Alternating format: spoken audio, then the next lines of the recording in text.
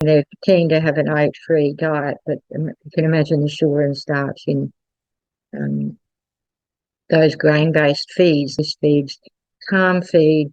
It's no oats, but when you look at it, the nutrients, it's got barley corn. She's feeding barley.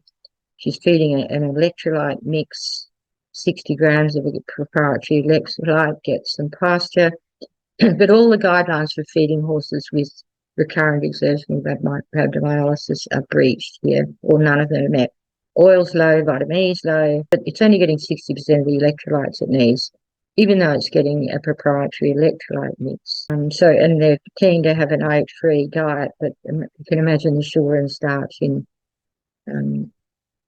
those grain-based feeds. Now, the other thing is that extrusion and micronization are great forms of processing to help avoid starch and sugar going through only partially digesting in cecum, where they upset the biome and ferment. However, they do increase the speed of digestion and the extent of digestion in the small intestine. So for anything that is you don't want to mush around with the insulin, those feeds need to be considered very carefully, because they will produce more a higher glycemic and insulinic response.